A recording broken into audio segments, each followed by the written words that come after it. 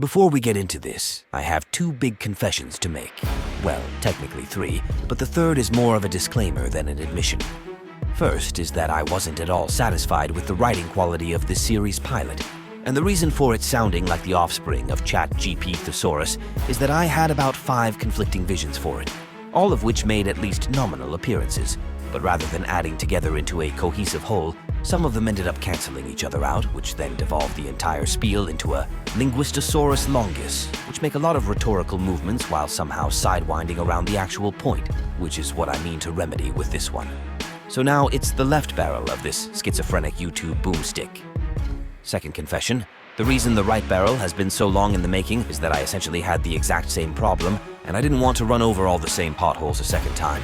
You see, when I'd initially rolled out the premise for this topical run, I'd naively thought I could structure it the same way I had my earlier MechTech series. However, it turns out that deconstructing and then reconstructing the entire tech tree of a fully mature industrial civilization is a slightly more complicated task than analyzing the hypothetical form and function of a fictional piece of military hardware, if for no other reason than a social order is magnitudes harder to dissect than a mechanical apparatus, as a mech's power plant doesn't have any fluctuating political tethers to the servos, and its control panel can't suffer from ideological possession or economic strife. Its electrons won't rebel, its fuel tank won't get greedy, its superstructure won't become corrupt and start siphoning material resources from the extremities to underleverage them in some pointless egotistical shell game for power. And of course, a machine has no need nor desire to procreate, and so suffers from none of the psychological or physical layups of that imperative minefield. So, what you're about to watch is me abandoning all attempts at a formal structure. I'm just going to let my hyperconductive synapses do their schizophrenic work and hope that my rampant autism will be enough to mold the end product into something resembling coherent thought. And on that note, for my disclaimer, I'm no form of ologist or technician, so mine should in no way be taken as an expert's opinion. I'm just a guy with an excess of thoughts and above-average English comprehension skills, so take everything I say for what it's worth. Right now, we've already covered why I think this topic is worth discussing in the first place, just what sort of post-apocalyptic world I'm envisioning, and the concept of power and food. However, you may or may not have picked up on the lack of any practical analysis last time. This was because, before you can talk about building something, we must take stock of our tools, material, and human resources, which is what we're going to be covering here today. Again, we're assuming that it's been 1 to 3 generations since the old system's collapse, so anything that's worth salvaging or stealing has already been salvaged or stolen. Most post-apocalypse stories, you'll notice, don't tend to travel more than a century or two post the initial collapse, apart from the more overtly fantastical ones like Horizon Zero Dawn, Warhammer 40K, Mad Max, or even The Matrix. This, I believe, is because this is about the length of time it takes for the vestiges of the old system to fully decompose, and for the seeds of the new world to start to bud in its ashes. And although starting with the tools rather than the people may seem like suggesting the egg comes before the chicken, if the world as we've come to know it suddenly and irreversibly ceased to be, then any vestige of the industrial era would be among the most valuable commodities around, aside from survival essentials like food and water, obviously.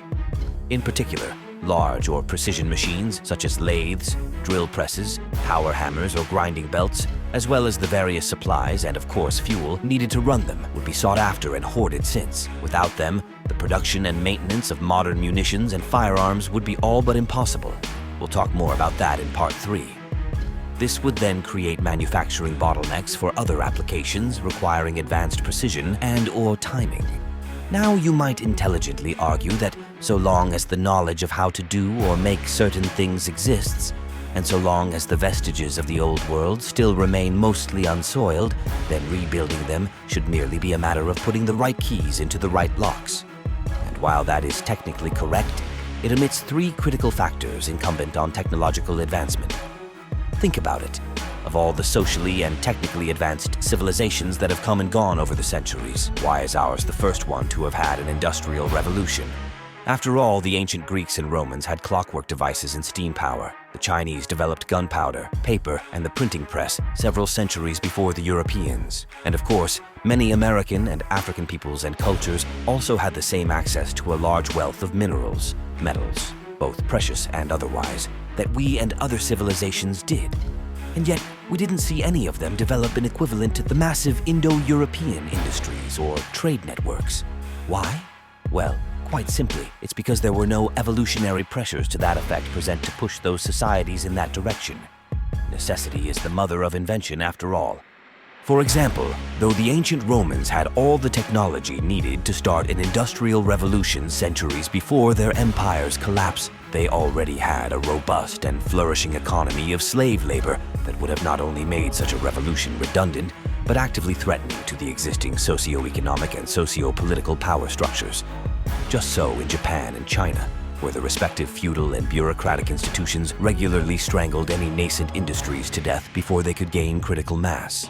Whereas in Europe, the persistent power struggle between the early feudal kingdoms and later on the ever-warring nation-states was simultaneously stable yet fluid enough to brew a constant order of competition, rather than nursing a single stagnant power base whose continued influence would be endangered by any change-up of the status quo. Basically, the European powers constantly warring with each other produced a climate which bred consistent innovation, which bred the technological stepladder we all take for granted in modern times. But even besides all of that, to directly quote myself from a Discord conversation on this topic, even I know roughly how a jet engine works, mostly for watching YouTubers like Integza and Real Engineering.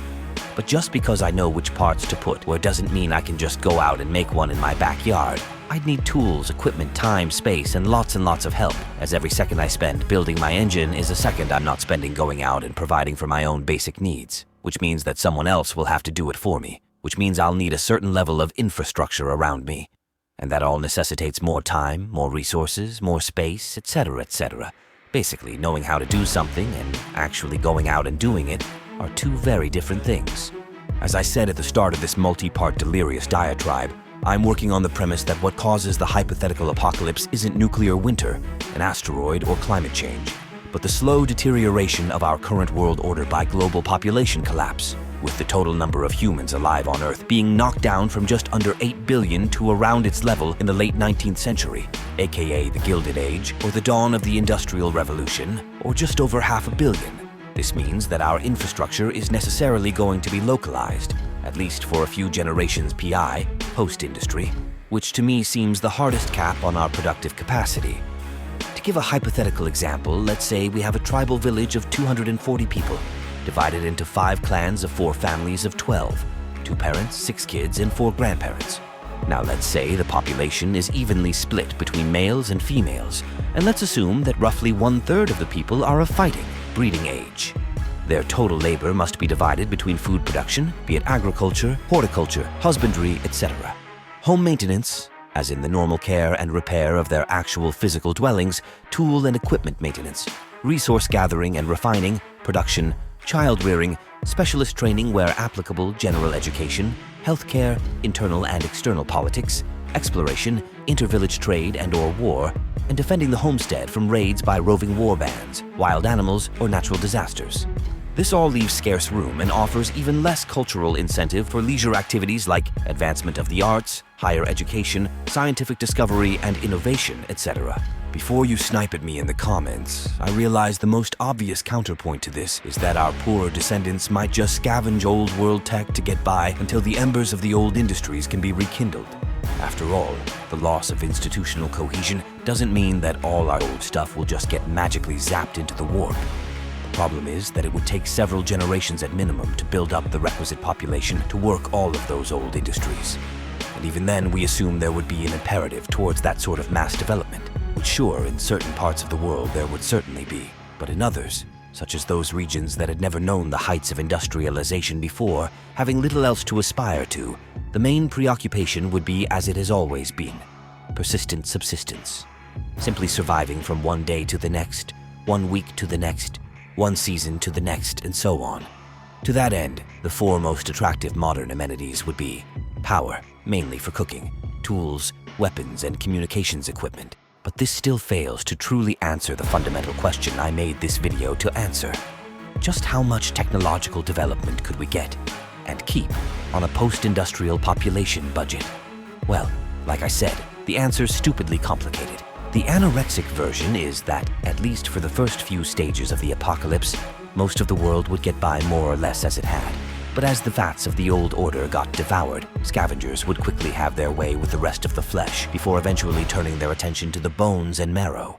The end result of which would be a paradigm most readily to the early Middle Ages, where all the advanced irreplaceable stuff like drugs, plastics, advanced alloys, and so forth, basically anything that can't be readily replaced or recycled, being hoarded by the upper classes, meaning the ones with the most and/or biggest guns, while everyone else would be left to make do with the scraps, getting by through scavenging, repurposing, or kit-bashing old tech and materials into cruder iterations on old devices, only vaguely resembling its old-world progenitor. The same is true of ideas as well, as seen in this handy diagram I made.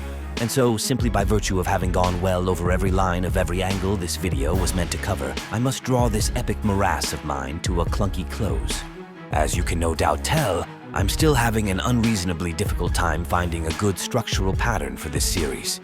Like I said at the start, I can't simply pull civilization apart and look at it piece by piece like I did with the mechs, as it's just too dense and complicated. Its core functions so interwoven that to cordon them off into their own little stables would necessitate a small encyclopedia's worth of asterisks to be included on the side. So instead, I'm going to try excavating it in various stages. And since technology is as common a medium throughout all facets of human life as food, sex, and oxygen, hopefully it should percolate through well enough to keep the title from becoming a misnomer. In any event, let me know your thoughts down below. And while you're there, consider also doing all the other standard YouTube stuff like liking, subscribing, becoming a member, and/or checking out my books on Amazon for proof that my brain doesn't always work like a raffle drum full of D20s. And until next time, stay safe, stay sane, and remember, you can never think too much. You can only think badly. Peace be upon you.